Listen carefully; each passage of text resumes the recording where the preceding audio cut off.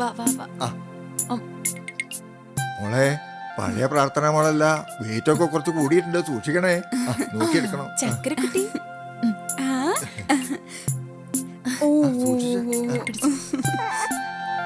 നീ വല്ലതും കഴിച്ചതാണോ മോളെ? ചോറിരിപ്പുണ്ട്, വിളമ്പ. അല്ലെങ്കിൽ മാവിരിപ്പുണ്ട്, ദോശ ചുട്ടിരട്ടെ. എനിക്ക് ദോശ മതി, പക്ഷെ കുറച്ച് കഴിയട്ടെ. കുറച്ച് എരിവിളെ കണ്ടോണ്ടിരിക്കട്ടെ. കുഞ്ഞ് പാതി ഉറങ്ങിയതാ, നീ അതിനെ ഉണർത്തി. ഓ, അച്ഛൻ ഏതു നേരം ഇവളുടെ അടുത്തല്ലേ? ഞാൻ ഇവളെ കണ്ടിട്ട് മാസം 2 കഴിഞ്ഞു, അറിയാവോ?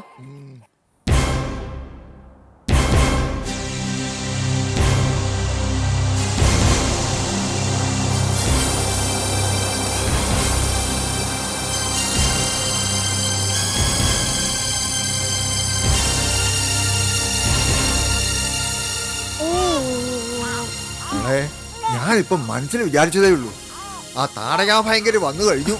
അതെ, അച്ഛനിപ്പോ പുറത്തേക്ക് ഇറങ്ങണ്ട. എന്റെ രണ്ടാനമ്മയോട് ഞാനൊന്ന് സംസാരിക്കട്ടെ. മോളെ ഇവിടെ കിടത്തിക്കോ.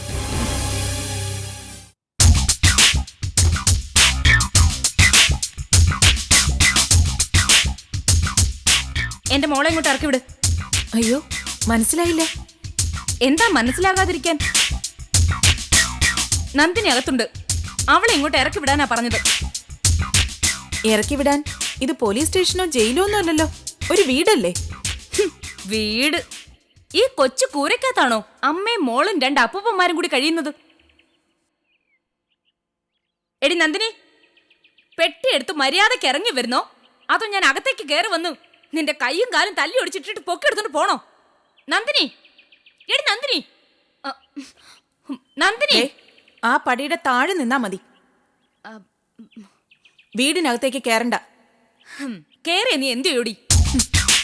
തിരിച്ചിറങ്ങാൻ മുട്ടിന് താഴെ ആ കാലുണ്ടാവില്ല, മനസ്സിലായോ?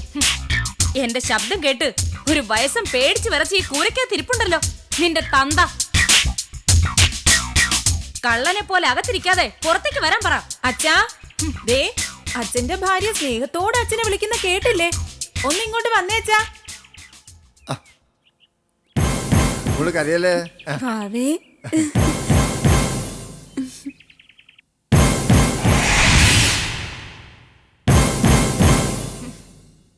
ആ കുസുമൻ തനിച്ചാണോ വന്നത്?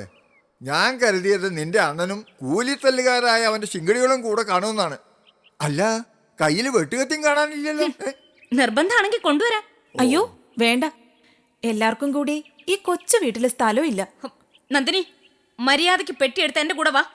നിന്റെ പെറ്റ് തള്ളയെ വിളിക്കുന്നത്. പച്ച മലയാളത്തിലല്ലേ ഞാൻ അമ്മയോട് പറഞ്ഞത്? അച്ഛൻ എവിടെ താമസിക്കുന്നോ അവിടെ ഞാനും താമസിക്കുന്നുള്ളൂ. അവള് ചിരിക്കുന്നുണ്ടില്ലേ? എന്ത് കൈവശം കൊടുത്താടി നീ എന്റെ ഭർത്താവിനെയും ഞാൻ നൊന്തുപറ്റ എന്റെ മോളെയും നിന്റെ വരുതിയിലാക്കിയത്?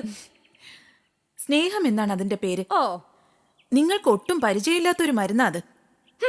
ഒരു സ്നേഹം. എടി, നീ നശിച്ചു പോടി. ദൈവം എന്നൊരു ശക്തി ഉണ്ടെങ്കിൽ ഇതിന്റെ ഫലം നീ അനുഭവിക്കും. വണ്ടി എടുക്കണോ?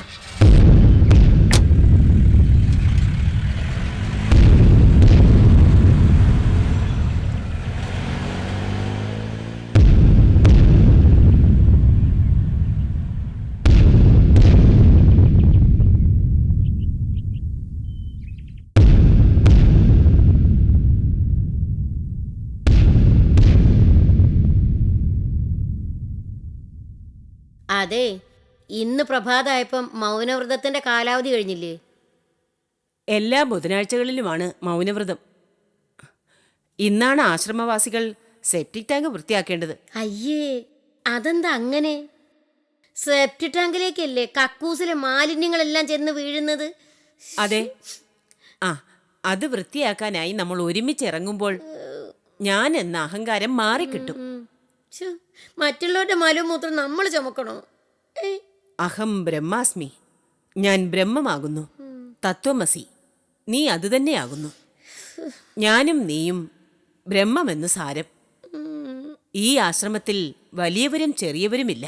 ഇതാണോ സന്യാസം? സന്യാസിനിയാകുന്നത് നിസ്സാര കാര്യമല്ല. ഒരുപാട് അഗ്നിപരീക്ഷണങ്ങളിൽ വിജയിച്ചു കഴിഞ്ഞേ നമുക്കവിടെ എത്തിച്ചേരാൻ പറ്റൂ.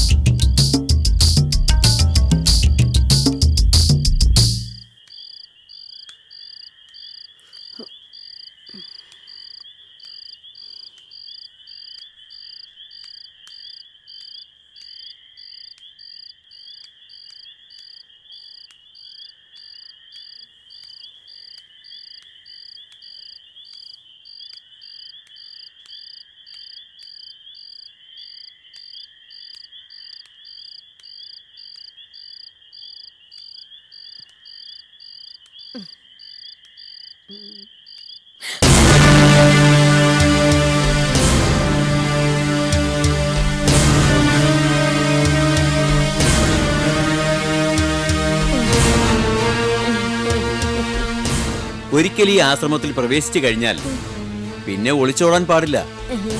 അത് ഈ ആശ്രമത്തിലെ അച്ചടക്കത്തിന്റെ ഭാഗമാണ്. സ്വാമിനി അകത്തു പോകൂ.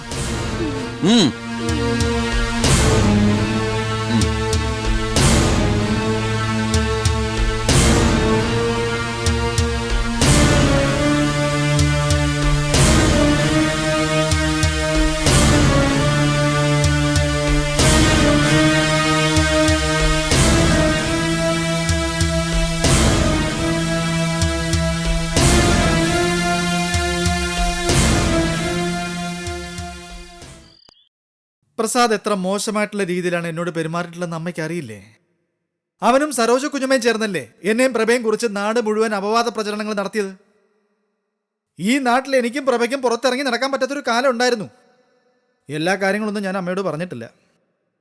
നീ എല്ലാം എന്നോട് പറഞ്ഞിട്ടില്ല, ശരിയാണ്. പക്ഷെ എല്ലാം ഞാൻ അറിഞ്ഞിട്ടുണ്ട്. നീയും പ്രഭയും ഭാര്യ ഭർത്താക്കന്മാരെ പോലെ ജീവിക്കുകയാണെന്നും നിന്റെ അമ്മയായി ഞാൻ അതിന് കൂട്ടുനിൽക്കുകയാണെന്നും നാട്ടുകാർ പറഞ്ഞു. എന്തിന്? നിന്റെ ഭാര്യ പോലും അത് വിശ്വസിച്ചു.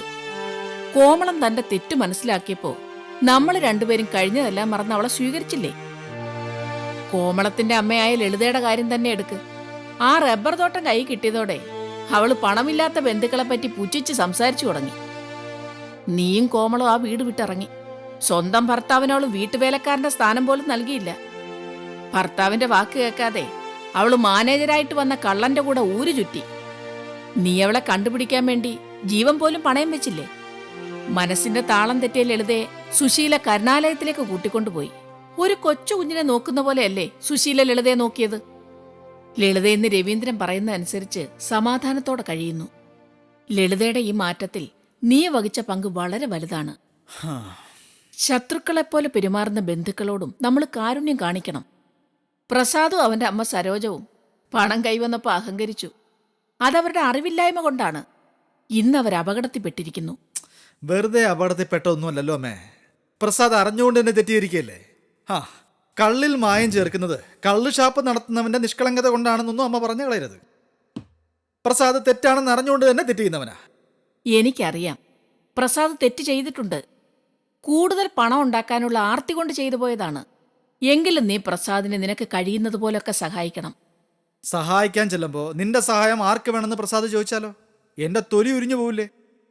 സുശീലെ അവളെ ഏറ്റവും അധികം വേദനിപ്പിച്ചിട്ടുള്ള അനിയത്തി സരോജത്തിന് ജാമ്യം വാങ്ങിക്കൊടുക്കാൻ ഓടി നടക്കുന്ന നീ കാണുന്നില്ലേ? നിനക്ക് പെങ്ങന്മാരില്ല.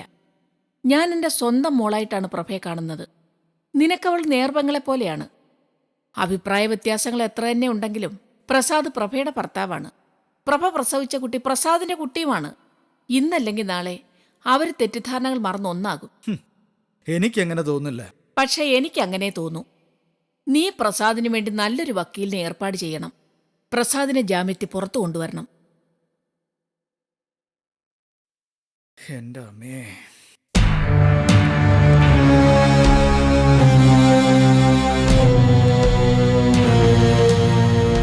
വക്കീൽ സാറിനോട് എങ്ങനെ നന്ദി പറയണമെന്ന് എനിക്ക് അറിഞ്ഞുകൂടാ. സാർ വാദിച്ചതുകൊണ്ട് മാത്രം എനിക്ക് ജാമ്യം കിട്ടിയത്. സരോജം എന്നോട് നന്ദി പറയണ്ട. സരോജത്തിന്റെ നന്ദിയും വെറുപ്പും എനിക്കൊരുപോലെയാണ്. കാരണം എന്താണെന്നറിയാമോ? എനിക്ക് നിങ്ങളെ ഇഷ്ടമല്ല. സരോജത്തിന് പണ്ട് എന്നെയും ഇഷ്ടമായിരുന്നില്ല.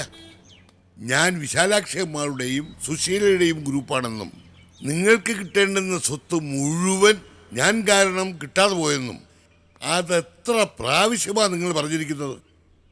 ആ കള്ളൻ വക്കീൽ എന്നല്ലേ സരോജം എനിക്കിട്ടിരിക്കുന്ന ഓമനപ്പേര്. അതുകൊണ്ട് എനിക്ക് നിങ്ങളുടെ സ്നേഹവും വേണ്ട, കൃതജ്ഞതയും വേണ്ട. ഞാൻ സരോജത്തിന് വേണ്ടി കോടതിയിൽ ഹാജരായത് സുശീല നിരന്തരമായി നിർബന്ധിച്ചതുകൊണ്ട് മാത്രമാണ്. അതുകൊണ്ട് സരോജം തൽക്കാലത്തേക്കെങ്കിലും ജയിലിൽ നിന്നും പുറത്തു വന്നതിന് നന്ദി പറയേണ്ടത് നിങ്ങളുടെ മൂത്ത ചേച്ചി സുശീലയോടാണ്. അല്ല, സുശീല എന്ന പേര് മറന്നിട്ടില്ലല്ലോ. എന്റെ സ്നേഹിതൻ കരുണാകര മുതലാളിയുടെ പെങ്ങന്മാരിൽ മനുഷ്യത്വവും കാരുണ്യമുള്ളത് ആ സ്ത്രീക്ക് മാത്രമാണ്. സുശീലയുടെ കാരുണ്യം ഒന്നുകൊണ്ട് മാത്രമാണ് സരോജ ഇപ്പോ ശുദ്ധവായു ശ്വസിച്ച് എന്റെ മുമ്പിൽ നിൽക്കുന്നത്. എന്താ അത്ഭുതം തോന്നുന്നുണ്ടോ? സ്വത്ത് വാങ്ങി പിരിഞ്ഞതിൽ പിന്നെ ഒറ്റ പ്രാവശ്യമെങ്കിലും നിങ്ങൾ വിശാലാക്ഷി അമ്മാളെ കാണാൻ പോയിട്ടുണ്ടോ? സരോജം ഇപ്പോൾ അനുഭവിക്കുന്ന സ്വത്ത് നിങ്ങൾ 4 സഹോദരങ്ങളുടെയും അച്ഛനായ റമ്മി നാരായണൻ സമ്പാദിച്ചതല്ല. വിശാലാക്ഷി അമ്മാൾ അവരുടെ മഹാമനസ്കത കൊണ്ട് ഭർത്താവിന്റെ വിൽപ്പത്ര പ്രകാരം തനിക്ക് കിട്ടിയ സ്വത്ത് നാത്തൂന്മാർക്ക് എഴുതി തരികയായിരുന്നു. ഒരിക്കലെങ്കിലും സരോജം ആ സ്ത്രീയോട് നന്ദി പറഞ്ഞിട്ടുണ്ടോ? ഇല്ല. പോട്ടെ, ഈ സ്ഥലത്ത് തന്നെ താമസിക്കുന്ന സുശീലയുടെ അടുത്ത് സരോജം എത്ര പ്രാവശ്യം പോയിട്ടുണ്ട്? സരോജത്തിന് വേണ്ടി കേസ് ഏറ്റെടുക്കണമെന്ന് സുശീലനോട് പറഞ്ഞപ്പോ സാധ്യമല്ലെന്നാണ് ഞാൻ പറഞ്ഞത്. സുശീല കരഞ്ഞു പറഞ്ഞപ്പോ ഗത്യന്തരമില്ലാതെ ഞാൻ കോടതിയിൽ വന്നു. അത്ര തന്നെ. എനിക്ക് ചില തെറ്റുകൾ പറ്റിയിട്ടുണ്ടെന്ന് ഞാൻ സമ്മതിക്കുന്നു. കുറച്ച് തെറ്റുകളോ? ഭാഗം വയ്പ് കഴിഞ്ഞ് പണം കയ്യിൽ വന്നതിന് ശേഷം തെറ്റുകൾ മാത്രമേ നിങ്ങൾ ചെയ്തിട്ടുള്ളൂ. ആദ്യം സ്വന്തം ഭർത്താവിനെ ചവിട്ടി തേച്ചു. പിന്നെ ഒരു ദിവസം വീട്ടിൽ നിന്നും അടിച്ചു പുറത്താക്കി. മകനോട് സ്നേഹം കാണിക്കാൻ വേണ്ടി ഭർത്താവിനെ ചവിട്ടേണ്ട കാര്യമില്ല. ഈ ഭർത്താവിൽ നിന്നാണ് ആ മകൻ ഉണ്ടായതെന്ന സത്യം വല്ലപ്പോഴുമെങ്കിലും ഓർക്കണം. ഉണ്ടായിരുന്ന സ്വത്ത് അവൻ സർവ്വ കള്ളത്തരങ്ങളും കാണിച്ച് ഇരട്ടിയാക്കിയപ്പോ അവനോട് അസൂയ. എനിക്ക് എന്റെ മോനോട് അസൂയൊന്നുമില്ല. അവൻ എന്നെ അനുസരിക്കാതായപ്പോ വഴക്കിട്ടു, അത്രേ ഉള്ളൂ. ആ ഒരു പ്രധാന കാര്യം, ഞാൻ ഈ കേസ് തുടർന്ന് നടത്തണമെങ്കിൽ സരോജം സ്വന്തം സഹോദരിമാരോടുള്ള പെരുമാറ്റത്തിൽ മാറ്റം വരുത്തണം. അനിരുദ്ധനോട് മാപ്പ് പറഞ്ഞ് കൂട്ടിക്കൊണ്ടുവന്ന് ഒരു നല്ല ഭാര്യയായി ഭർത്താവിനോടൊപ്പം കഴിയണം. വക്കീൽ ഫീസിന്റെ കാര്യമൊന്നും പറഞ്ഞില്ല. സരോജം പറഞ്ഞിട്ടാണോ ഞാൻ ഈ കേസ് വാദിച്ചത്? ആർക്ക് വേണം സരോജത്തിന്റെ പണം? ഫീസ് എനിക്ക് വേണമെന്ന് തോന്നിയാൽ ഞാൻ പറയേണ്ടവരോട് പറഞ്ഞോളാം.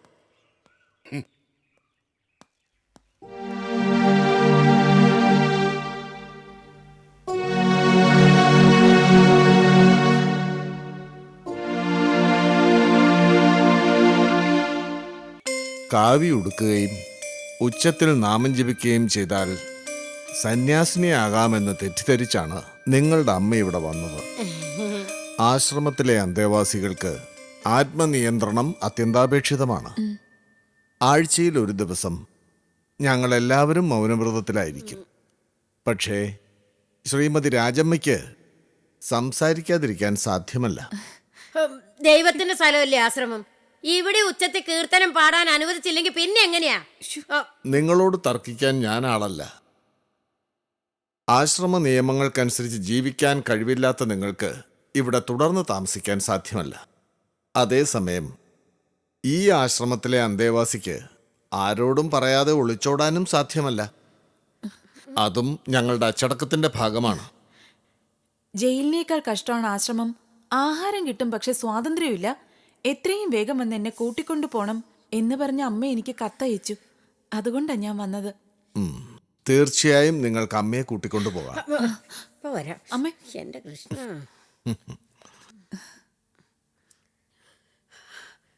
വടി വടി പോര്. വളരെ നന്ദി സ്വാമി.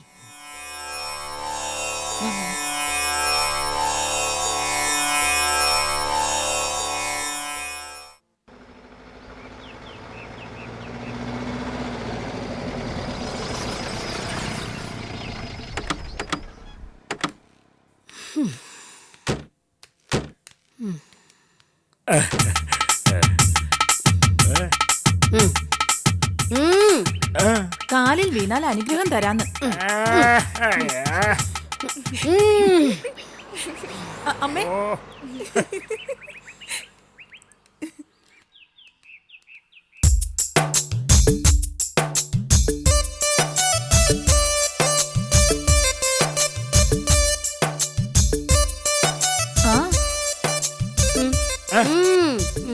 എന്താ അമ്മേ?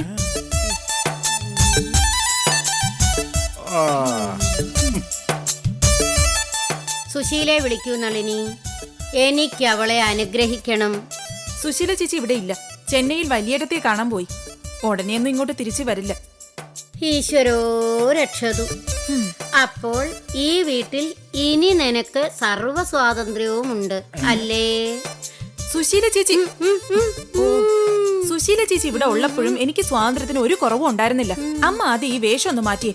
കരുണാലയത്തിൽ കാല് കുത്തിയതോടെ അമ്മ പഴയതെല്ലാം ആവർത്തിക്കുകയാണോ?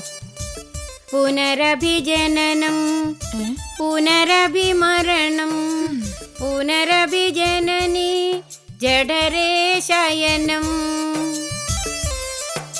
എനിക്ക് മാത്രമായി ഒരു മുറി വേണം. ഓഹോ, നമ്മുടെ പഴയ മുറി പോരെ? പക്ഷെ ഒരു കണ്ടീഷൻ ഉണ്ട്. ഞാൻ പഠിക്കുന്ന സമയത്ത് അമ്മമ്മ മൗനവ്രതത്തിലായിരിക്കും. ആശ്രമത്തിൽ കുറച്ചു ദിവസം കഴിഞ്ഞോണ്ട് അങ്ങനെയെങ്കിലും ഒരു പ്രയോജനം ഉണ്ടാവട്ടെ. 6 ഏക്കർ പുരയിടത്തിൽ 3 ഏക്കറെങ്കിലും നിന്റെ പേരിൽ എഴുതി വെച്ചിട്ടാണോ സുശീല പോയത്? മിണ്ടരുത്. അതല്ലടി ഞാൻ പറഞ്ഞത്. പിന്നെ സുശീല ഉടനെ മടങ്ങി വരുന്നില്ലെങ്കിൽ ഈ വീട് നിന്റെ നിയന്ത്രണത്തിലാവും. പക്ഷേ പുരയിടം നിന്റെ പേരിൽ രജിസ്റ്റർ ചെയ്ത് കിട്ടണം. എന്റെ പേരിലോ? അതെങ്ങനെ? സുഖിച്ചേട്ടന്റെ പേരിൽ 3 ഏക്കർ തന്നു കഴിഞ്ഞു. കണ്ടോടി, ഞാൻ ആധ്യാത്മിക മാർഗത്തിലേക്ക് തിരിഞ്ഞപ്പോൾ തന്നെ നിന്റെ ഭർത്താവിന് 3 ഏക്കർ സ്ഥലം സ്വന്തമായില്ലേ? അമ്മേ, സന്യാസം എന്ന വാക്കിനെയും ഈ കാവ്യ വസ്ത്രത്തെയും അമ്മ ഇങ്ങനെ നിന്ദിക്കരുത്. സംസാര സാഗരത്തിൽ മുങ്ങിക്കിടക്കാനേ അമ്മയ്ക്ക് യോഗ്യതയുള്ളൂ. അങ്ങനെ മുങ്ങി മുങ്ങി ഒരു ദിവസം അമ്മുമ്മ അങ്ങ് മരിക്കും. മരിക്കും എന്ന് പറയരുത് മകളെ, സമാധിയാവും എന്ന് പറയണം. അമ്മ ഈ വേഷം മാറ്റി പഴയ സാരി എടുത്ത് ഉടുക്കുന്നോ അതോ ഞങ്ങൾ ബലം പ്രയോഗിച്ചത് ചെയ്യണോ? മോളെ അല്ലാതെ നടക്കില്ല. എനിക്ക് ധ്യാനിക്കണം, നാമം ചൊല്ലണം. ഞാൻ കേൾക്കാൻ വയ്യല്ലേ.